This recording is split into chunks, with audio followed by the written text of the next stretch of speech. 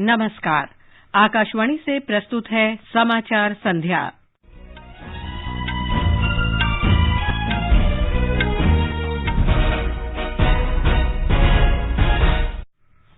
प्रधानमंत्री नरेंद्र मोदी ने आज भारत मध्य एशिया शिखर सम्मेलन की वर्चुअल माध्यम से मेजबानी की। क्षेत्रीय सुरक्षा और समृद्धि के लिए भारत और मध्य एशिया के बीच आपसी सहयोग पर बल दिया। टाटा सन्स को आधिकारिक रूप से सौंपने के साथ ही एयर इंडिया की विनिवेश प्रक्रिया पूरी हुई। टाटा समूह ने प्रधानमंत्री के सुधारों की प्रतिबद्धता को श्रेय दिया। उत्तर प्रदेश विधानसभा चुनाव के लिए समाजवादी पार्टी ने 56 प्रत्याशियों की सूची जारी की। बहुजन समाज पार्टी ने भी 53 उम्मीदवारों के नाम घोषित किए। अपना दल सोनेलाल ने 3 प्रत्याशी तय किए। पंजाब विधानसभा चुनाव के लिए भारतीय जनता पार्टी ने 27 उम्मीदवारों की दूसरी सूची जारी की। राष्ट्रव्यापी कोविड टीकाकरण अभियान के अंतर्गत भारत 164 करोड़ टीके लगाने की दिशा में अग्रसर। राष्ट्रीय औषधि नियामक ने कोविड टीके कोवैक्सीन और कोविशील्ड को सशर्त बाजार में बेचने की स्वीकृति दी। दिल्ली में कोविड संक्रमण में कमी के मद्देनजर सप्ताहांत कर्फ्यू हटाया गया। रात्रि कर्फ्यू जारी रहेगा। असम में 2 आतंकी संगठन टिवा लिबरेशन आर्मी और यूनाइटेड गोरखा पीपल्स ऑर्गेनाइजेशन ने आत्मसमर्पण किया। और ऑस्ट्रेलियाई ओपन टेनिस के महिला सिंगल्स फाइनल में शीर्ष वरीयता प्राप्त एशले बार्टे और डेनियल कॉलिंस आमने सामने होंगे।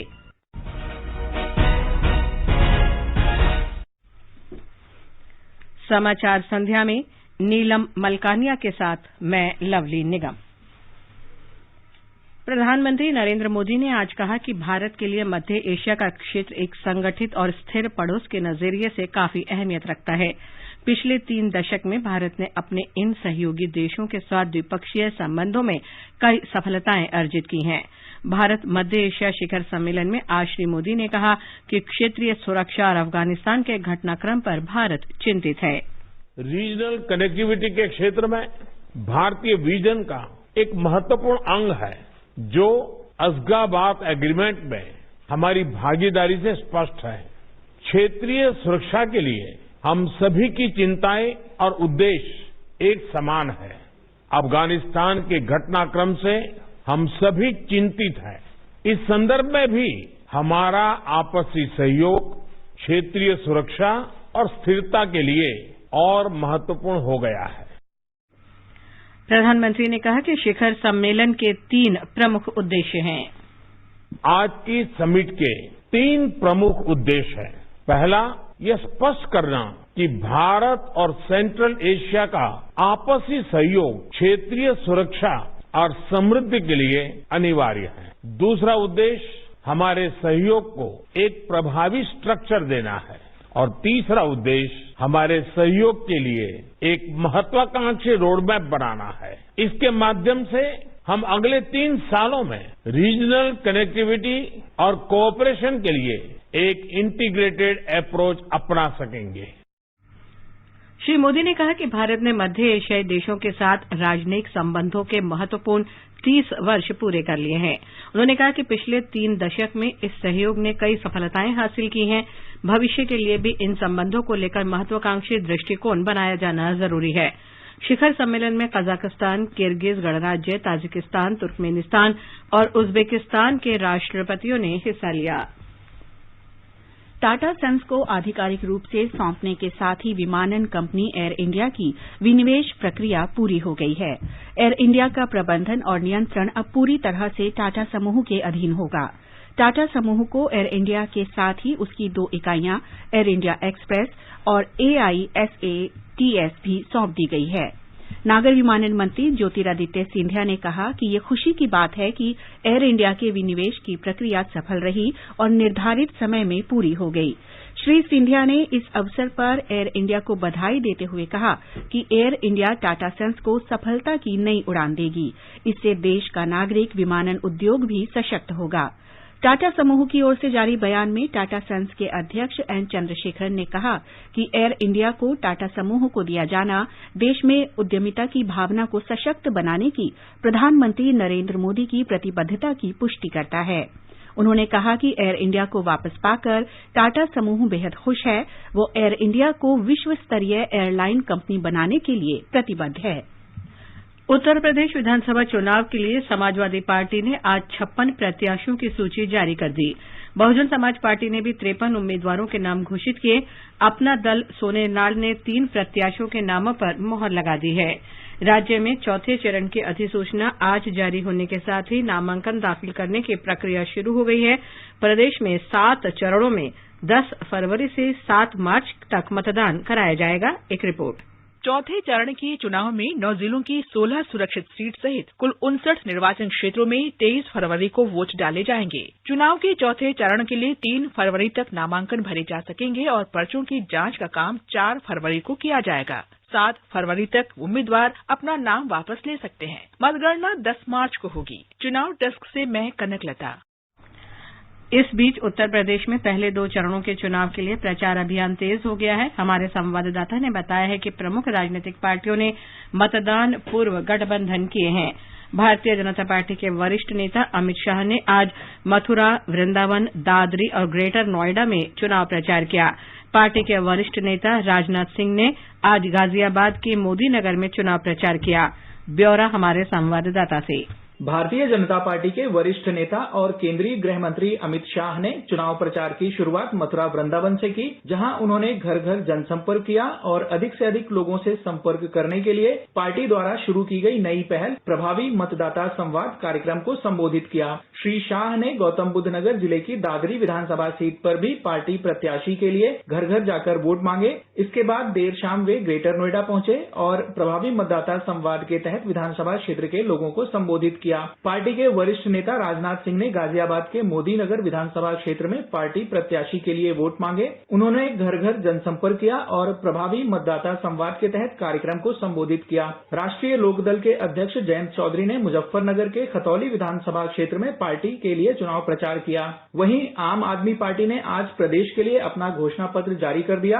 पार्टी ने बकाया बिजली बिल माफ करने और हर महीने 300 यूनिट बिजली मुफ्त देने की घोषणा की है। इसके अलावा 5,000 रुपए बेरोजगारी भत्ता और महिलाओं को 1,000 रुपए प्रतिमाह देने की भी घोषणा की गई है। आकाशवाणी समाचार के लिए गोरखपुर से आदित्य शुक्ला। उत्तराखंड में प्रमुख राजनीतिक दलों ने अपने उम्मीदवार घोषित कर दिए हैं। कांग्रेस के पूर्व प्रदेश अध्यक्ष किशोर उपाध्याय और पूर्व महिला अध्यक्ष सरिता आर्य भारतीय जनता पार्टी में शामिल हो गए हैं, जबकि भाजपा के वरिष्ठ नेता और राज्य सरकार में कैबिनेट मंत्री रहे हरक सिंह रावत तथा ओम गोपाल रावत कांग्रेस में चले गए हैं। गोवा में नामांकन दाखिल करने की गतिविधियां तेज हो गई हैं। मुख्यमंत्री प्रमोद सावंत ने सांखली निर्वाचन क्षेत्र से अपना नामांकन दाखिल किया है। ब्यौरा हमारे संवाददाता से। मुख्यमंत्री प्रमोद सावंत जी ने आज सांखली निर्वाचन क्षेत्र से अपना नामांकन दाखिल किया। पोंडा निर्वाचन क्षेत्र से भाजपा उम्मीदवार पूर्व मुख्यमंत्री रवि नाईक ने तथा संदीप निगड़िया ने प्रियोल निर्वाचन क्षेत्र से निर्दलीय उम्मीदवार के रूप में नामांकन दाखिल किया। सुदेश भिंगी ने मड़कई निर्वाचन क्षेत्र से भाजपा उम्मीदवार के रूप में नामांकन दाखिल किया। अन्य नामांकन इस प्रकार है: अलेक्स रेजिनाल्ड लोरेंसो निर्दलीय कुड़तरिम, वालंका आलेमाव टीएमसी नावेली, उल्लास तुयेकार भाजपा नावेली। कई क्षेत्र में कांटे की टक्कर अपेक्षित है। प्रचार का ज्यादा भर सोशल मीडिया पर है। मुकेश थड़ी, आकाशवाणी समाचार, पणजी, गोवा। पंजाब में विधानसभा चुनाव के लिए आज दूसरे दिन 91 नामांकन पत्र दाखिल हुए। पंजाब के मुख्य चुनाव अधिकारी डॉक्टर एस करुणा राजू ने कहा कि विभिन्न दलों और निर्दलीय उम्मीदवारों द्वारा कुल 103 नामांकन दाखिल किए गए हैं। उन्होंने मतदाताओं से अपने उम्मीदवार को जानिए, इस्तेमाल करने की अपील की है। कांग्रेस नेता राहुल गांधी ने आज कहा कि पार्टी पंजाब में मुख्यमंत्री के चेहरे की घोषणा करेगी। वो जालंधर में वर्चुअल माध्यम से चुनावी रैली को संबोधित कर रहे थे। राहुल गांधी ने कहा कि कार्यकर्ताओं की इच्छा है कि राज्य में मुख्यमंत्री के चेहरे की घोषणा होनी चाहिए। ये समाचार हमारी वेबसाइट newsonair.com/हिंदी और हमारे mobile app news on AIR पर भी उपलब्ध हैं। बेटी बचाओ, बेटी पढ़ाओ, इसको निरंतर बल देना है और इसलिए उसके लिए एक सामाजिक सुरक्षा भी चाहिए। प्रधानमंत्री नरेंद्र मोदी के इसी विजन से मुमकिन हुई हमारी बेटियों के लिए सुकन्या समृद्धि योजना। आज ही डाकघर या बैंक जाकर सुकन्या समृद्धि खाता खोले और बिटिया के नाम 250 रूपए से लेकर 1.5 लाख रूपए तक सालाना जमा करते रहिए। इस पर सरकार आयकर छूट के साथ ज्यादा ब्याज भी देती है। समय आने पर कुछ पैसा उच्च शिक्षा के लिए और बाकी शादी के समय निकाल सकते हैं। सुकन्या समृद्धि खाता, बेटियों के सर्वांगीण विकास का संकल्प। अधिक जानकारी के लिए राष्ट्रीय बचत संस्थान की वेबसाइट nsiindia.gov.in पर जाएं। समाचार संध्या में आपका फिर स्वागत है। प्रधानमंत्री नरेंद्र मोदी कल दिल्ली के करियप्पा ग्राउंड में राष्ट्रीय कैडेट कोर की पीएम रैली को संबोधित करेंगे। रैली एनसीसी गणतंत्र दिवस शिविर की समाप्ति है, जो हर साल 28 जनवरी को आयोजित की जाती है। इस कार्यक्रम में प्रधानमंत्री गार्ड ऑफ ऑनर का निरीक्षण करेंगे, एनसीसी टुकड़ियों द्वारा मार्च पास्ट की समीक्षा करेंगे और एनसीसी कैडेट्स द्वारा की गई सेना की कार्रवाई के साथ सांस्कृतिक कार्यक्रमों में भाग लेंगे। सर्वश्रेष्ठ कैडेट्स को प्रधानमंत्री की ओर से पदक से नवाजा जाएगा। वित्त मंत्री निर्मला सीतारामन 1 फरवरी को 2022-23 का केंद्रीय बजट पेश करेंगी। पहली बार ये पेपरलेस होगा। संसद में पेश किए जाने के बाद ये मोबाइल ऐप पर भी उपलब्ध होगा। मोबाइल ऐप पर बजट के 14 दस्तावेज उपलब्ध होंगे, जिनमें बजट भाषण, वार्षिक वित्तीय विवरण, जिसे आमतौर पर बजट के रूप में जाना जाता है, अनुदान की मांगें आदि शामिल रहेंगी। ये मोबाइल ऐप एंड्रॉयड और iOS दोनों प्लेटफॉर्म पर उपलब्ध है। ऐप को केंद्रीय बजट वेब पोर्टल www.indiabudget.gov.in से भी डाउनलोड किया जा सकता है। आगे बढ़ने से पहले मुख्य समाचारों पर एक नजर। प्रधानमंत्री नरेंद्र मोदी ने आज भारत मध्य एशिया शिखर सम्मेलन की वर्चुअल माध्यम से मेजबानी की। क्षेत्रीय सुरक्षा और समृद्धि के लिए भारत और मध्य एशिया के बीच आपसी सहयोग पर बल दिया। टाटा सन्स को आधिकारिक रूप से सौंपने के साथ ही एयर इंडिया की विनिवेश प्रक्रिया पूरी हुई। टाटा समूह ने प्रधानमंत्री की सुधारों की प्रतिबद्धता को श्रेय दिया। उत्तर प्रदेश विधानसभा चुनाव के लिए समाजवादी पार्टी ने 56 प्रत्याशियों की सूची जारी की। बहुजन समाज पार्टी ने भी 53 उम्मीदवारों के नाम घोषित किए। अपना दल ने 3 प्रत्याशी तय किए। पंजाब विधानसभा चुनाव के लिए भारतीय जनता पार्टी ने 27 उम्मीदवारों की दूसरी सूची जारी की। राष्ट्रव्यापी कोविड टीकाकरण अभियान के अंतर्गत भारत 164 करोड़ टीके लगाने की दिशा में अग्रसर। राष्ट्रीय औषधि नियामक ने कोविड टीके कोवैक्सीन और कोविशील्ड को सशर्त बाजार में बेचने की स्वीकृति दी। दिल्ली में कोविड संक्रमण में कमी के मद्देनजर सप्ताहांत कर्फ्यू हटाया गया। रात्रि कर्फ्यू जारी रहेगा। असम में 2 आतंकी संगठन टिवा लिबरेशन आर्मी और यूनाइटेड गोरखा पीपल्स ऑर्गेनाइजेशन ने आत्मसमर्पण किया। और ऑस्ट्रेलियन ओपन टेनिस के महिला सिंगल्स फाइनल में शीर्ष वरीयता प्राप्त एशले बार्टी और डेनियल कॉलिंस आमने सामने होंगे। चलो मिलकर एक शुरुआत करें, चलो एक फैसला आज करें, मास्क नहीं तो टोकेंगे, कोरोना को रोकेंगे, चलो एक इरादा करते हैं, चलो कुछ वादा करते हैं, मास्क नहीं तो टोकेंगे, कोरोना को रोकेंगे। केंद्रीय स्वास्थ्य और परिवार कल्याण मंत्रालय ने कहा है कि राष्ट्रव्यापी टीकाकरण अभियान के अंतर्गत अब तक देश में 163 करोड़ 84 लाख से अधिक कोविड टीके लगाए जा चुके हैं। स्वास्थ्य मंत्रालय में संयुक्त सचिव लव अग्रवाल ने आज नई दिल्ली में संवाददाताओं को बताया कि 15 से 18 वर्ष की आयु के 59% लोगों ने कोविड वैक्सीन की पहली खुराक ले ली है। उन्होंने कहा कि देश में 97 लाख से अधिक लोगों को एहतियाती खुराक दी जा चुकी है। उन्होंने कहा कि 18 वर्ष से अधिक आयु की 95% आबादी को पहला टीका लगाया गया है, जबकि 74% को दूसरी खुराक दी गई है। श्री अग्रवाल ने कहा कि टीकाकरण ने अस्पताल में भर्ती होने और मृत्यु दर को कम करने में मदद की है। वैक्सीनेशन के द्वारा हमें सपोर्ट मिला है in terms of lesser people getting infected, lesser hospitalisation, people who got infected also, और जो लोग हॉस्पिटलाइज भी हुए उनमें less severity of the cases. तो जरूरी है कि अपना वैक्सीनेशन समय पर कराना चाहिए। टीकाकरण के तुलनात्मक विश्लेषण करते हुए उन्होंने कहा कि पिछले साल 7 मई को कोविड की दूसरी लहर चरम पर थी। देश में 4,14,000 से अधिक नए मामलों और 3,679 लोगों के मरने की पुष्टि हुई थी। उन्होंने कहा कि उस समय केवल 3% लोगों को ही दोनों टीके लगे थे। श्री अग्रवाल ने कहा कि इस महीने की 21 तारीख तक देश में 3,47,000 से अधिक नए मामलों और 435 रोगियों के मरने की पुष्टि हुई है। उन्होंने कहा कि इस समय 75% लोगों को दोनों टीके लग चुके हैं। कोविड संक्रमण के प्रसार के बारे में चर्चा करते हुए श्री अग्रवाल ने कहा कि कुछ राज्यों और जिलों में साप्ताहिक संक्रमण दर उच्च है, जबकि कुछ जिलों में गिरावट की प्रवृत्ति दर्ज हो रही है। उन्होंने कहा कि देश में साप्ताहिक संक्रमण दर 17.75% दर्ज हुई है, जबकि 551 जिलों में संक्रमण दर 5% से अधिक है। उन्होंने कहा कि 400 जिलों में साप्ताहिक संक्रमण दर 10% से अधिक है। श्री अग्रवाल ने कहा कि कोविड के ओमिक्रॉन वेरिएंट का मजबूत होना देश में चिंता का विषय है। उन्होंने कहा कि केंद्र कंटेनमेंट और प्रबंधन से जुड़ी गतिविधियों में राज्यों और केंद्र शासित प्रदेशों के संपर्क में है। उन्होंने कहा कि ई संजीवनी प्लेटफॉर्म के माध्यम से 2,30,00,000 लोग संपर्क में हैं। राष्ट्रीय औषधि नियामक केंद्रीय औषधि मानक नियंत्रण संगठन ने कोविड टीके कोवैक्सीन और कोविशील्ड को सशर्त बाजार में बेचने की स्वीकृति दे दी है। केंद्रीय स्वास्थ्य मंत्री मनसुख मांडविया ने आज बताया कि पहले इन टीकों को आपात उपयोग की अनुमति दी गई थी, लेकिन अब इन्हें वयस्क आबादी में कुछ शर्तों के साथ सामान्य नई दवा के रूप में अनुमति दे दी गई है। उन्होंने कहा कि इस अनुमति के साथ कुछ शर्तें लगाई गई हैं, जिनमें इनके कोविन प्लेटफॉर्म पर पंजीकरण और अन्य प्रोग्राम आधारित आपूर्ति तथा छमाही आधार पर सुरक्षा डेटा जमा कराने की प्रक्रिया को जारी रखना शामिल है। स्वास्थ्य और परिवार कल्याण मंत्रालय ने बताया है कि जनवरी 2023 तक 15 वर्ष की आयु पूरी करने वाले बच्चे 15 से 18 आयु वर्ग के टीकाकरण के लिए योग्य हैं।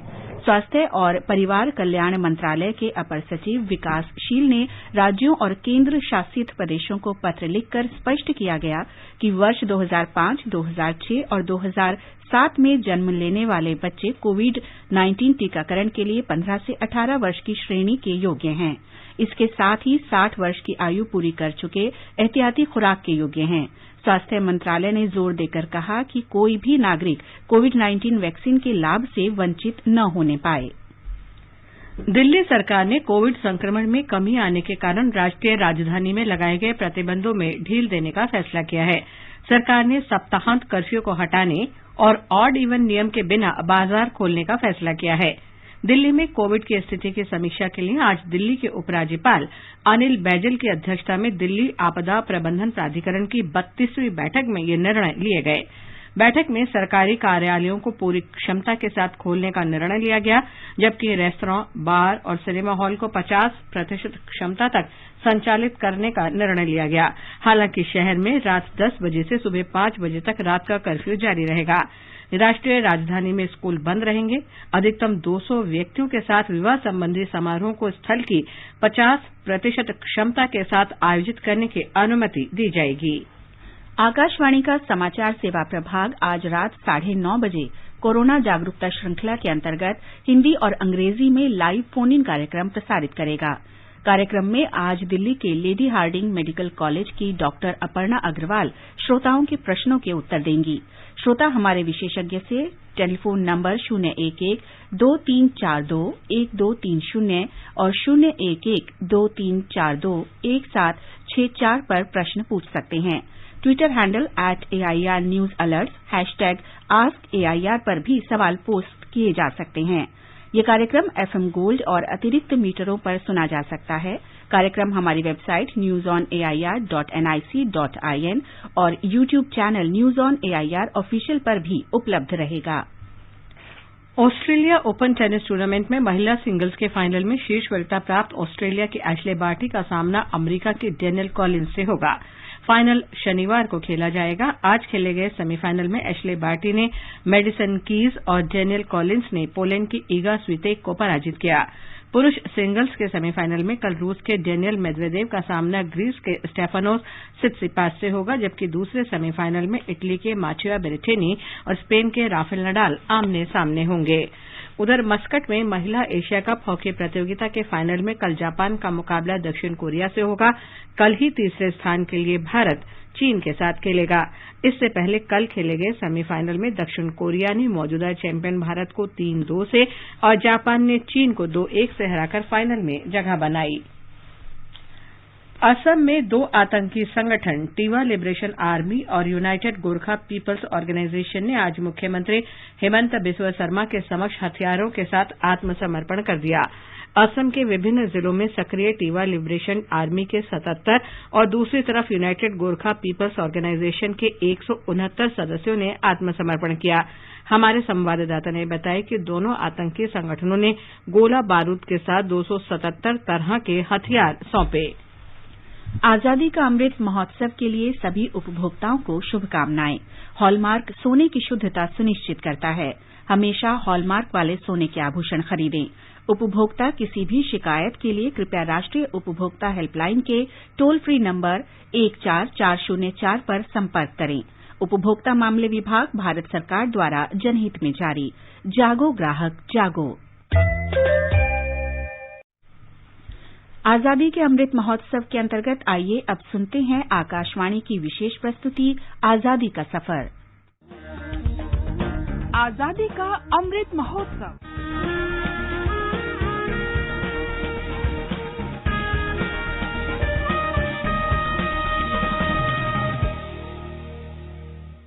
आजादी का सफर आकाशवाणी के साथ।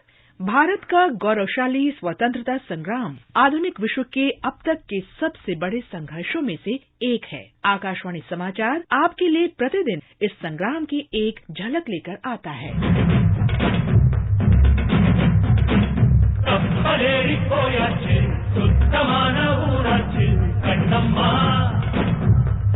आज की कड़ी में हम स्वतंत्रता सेनानी और भारत के 8वें राष्ट्रपति रामास्वामी वेंकटरमण को याद करते हैं। 27 जनवरी 2009 को उनका निधन हो गया था। छोटी सी आयु में ही वे देश के स्वतंत्रता आंदोलन में शामिल हो गए थे और उन्होंने भारत छोड़ो आंदोलन में भी भाग लिया था।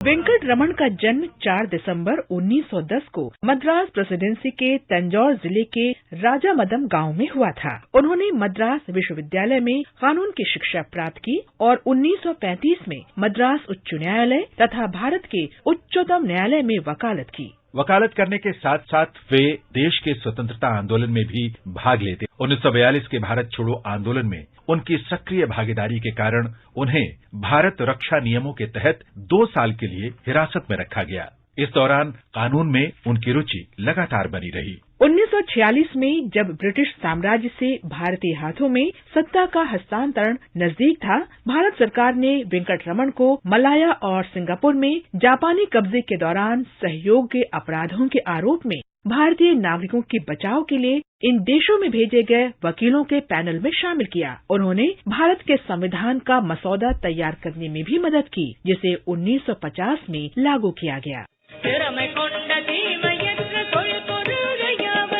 वेंकटरमण उस संसदीय दल का अभिन्न अंग थे जिसने 1950 और 1952 के बीच की अवधि के दौरान भारत की प्रांतीय संसद को फिर से डिजाइन किया। 1950 में वे भारत के अंतरिम संसद और 1952 से 1957 तक पहली संसद के लिए चुने गए। 1957 में वे फिर से संसद के लिए चुने गए। वेंकटरमण ने एक मंत्री के रूप में मद्रास राज्य सरकार में शामिल होने के लिए लोकसभा सीट से इस्तीफा दे दिया। वेंकटरमण ने 1957 से 1967 तक उद्योग, श्रम, सहकारिता, बिजली, परिवहन और वाणिज्यिक करों के विभाग का दायित्व संभाला। इस दौरान वे उच्च सदन अर्थात मद्रास विधान परिषद के नेता भी रहे। वेंकटरमण को 1967 में केंद्रीय योजना आयोग के सदस्य के रूप में नियुक्त किया गया था और उन्हें उद्योग, श्रम, बिजली, परिवहन, संचार और रेलवे के विषय सौंपे गए थे। उन्होंने 1971 तक ये पद संभाले। 1977 में वेंकटरमण मद्रास दक्षिण निर्वाचन क्षेत्र से लोकसभा के लिए चुने गए और लोक लेखा समिति में अध्यक्ष तथा विपक्षी सांसद के रूप में अपनी सेवाएं दी।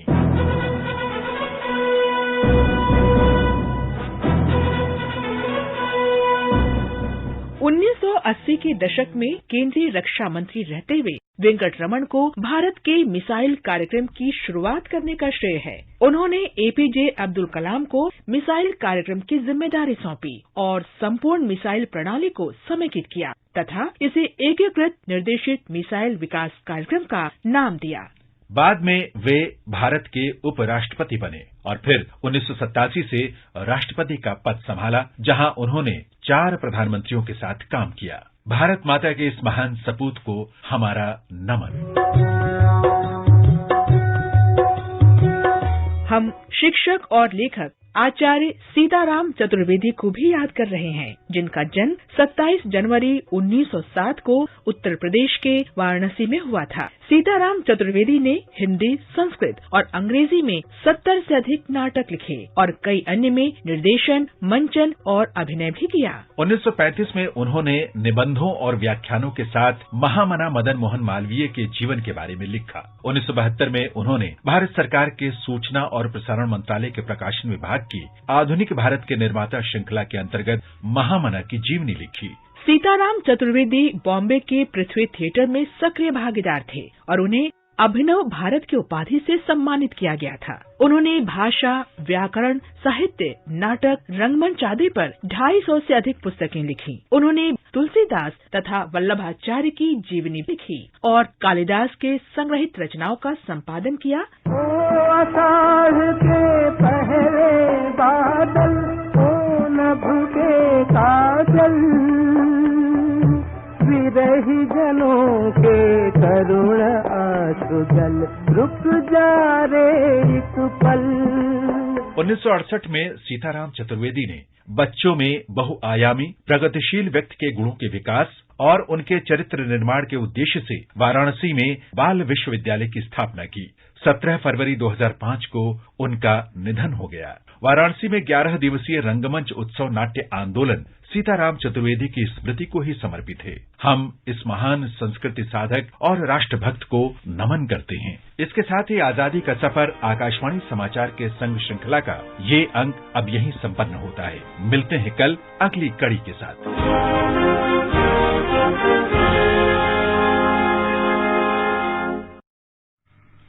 प्रधानमंत्री नरेंद्र मोदी ने प्रख्यात हॉकी खिलाड़ी चरणजीत सिंह के निधन पर दुख व्यक्त किया है। एक ट्वीट में श्री मोदी ने कहा कि उन्होंने भारतीय हॉकी टीम की सफलताओं में महत्वपूर्ण भूमिका निभाई। और अब आर्थिक जगत की खबरों के साथ सोनू सूद। बंबई शेयर बाजार का सेंसेक्स 1% की मंदी से 57,277 पर बंद हुआ और नेशनल स्टॉक एक्सचेंज का निफ्टी 0.97% की गिरावट से 17,110 पर बंद हुआ। अंतर बैंकिंग विदेशी मुद्रा बाजार में ₹75.07 प्रति डॉलर के स्तर पर बंद हुआ और अंतर्राष्ट्रीय बाजार में ब्रेंट कच्चे तेल का मूल्य $90.70 प्रति बैरल के करीब रहा। और अब एक नजर कल के मौसम की पूर्वानुमान पर। सबसे पहले देश के 4 महानगरों के मौसम का हाल। राष्ट्रीय राजधानी दिल्ली में हल्का कोहरा छाया रह सकता है। मुंबई और कोलकाता में मुख्यतः आसमान साफ रहेगा, जबकि चेन्नई में आंशिक रूप से बादल छाए रहेंगे। उत्तर भारत में श्रीनगर, लेह, गिलगित और मुजफ्फराबाद में आंशिक रूप से बादल छाए रहेंगे, जबकि जम्मू में आमतौर पर आसमान साफ रहेगा। देश के पूर्वोत्तर हिस्सों में गुवाहाटी, आइजोल, शिलंग और अगरतला में सुबह कोहरा छाए रहने का अनुमान है और बाद में आसमान साफ रहेगा। इम्फाल, कोहिमा और ईटानगर में आमतौर पर बादल छाए रह सकते हैं और हल्की बूंदाबांदी हो सकती है। गंगटोक में धुंध छाए रहने की संभावना है। न्यूनतम तापमान 4 और अधिकतम 26 डिग्री सेल्सियस के बीच रह सकता है। और अंत में मुख्य समाचार एक बार फिर। प्रधानमंत्री नरेंद्र मोदी ने आज भारत मध्य एशिया शिखर सम्मेलन की वर्चुअल माध्यम से मेजबानी की। क्षेत्रीय सुरक्षा और समृद्धि के लिए भारत और मध्य एशिया के बीच आपसी सहयोग पर बल दिया। टाटा सन्स को आधिकारिक रूप से सौंपने के साथ ही एयर इंडिया की विनिवेश प्रक्रिया पूरी हुई। टाटा समूह ने प्रधानमंत्री के सुधारों की प्रतिबद्धता को श्रेय दिया। उत्तर प्रदेश विधानसभा चुनाव के लिए समाजवादी पार्टी ने 56 प्रत्याशियों की सूची जारी की। बहुजन समाज पार्टी ने भी 53 उम्मीदवारों के नाम घोषित किए। अपना दल सोनेलाल ने 3 प्रत्याशी तय किए। पंजाब विधानसभा चुनाव के लिए भारतीय जनता पार्टी ने 27 उम्मीदवारों की दूसरी सूची जारी की। राष्ट्रव्यापी कोविड टीकाकरण अभियान के अंतर्गत भारत 164 करोड़ टीके लगाने की दिशा में अग्रसर।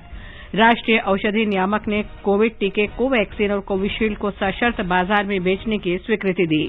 दिल्ली में कोविड संक्रमण में कमी के मद्देनजर सप्ताहांत कर्फ्यू हटाया गया, रात्रि कर्फ्यू जारी रहेगा।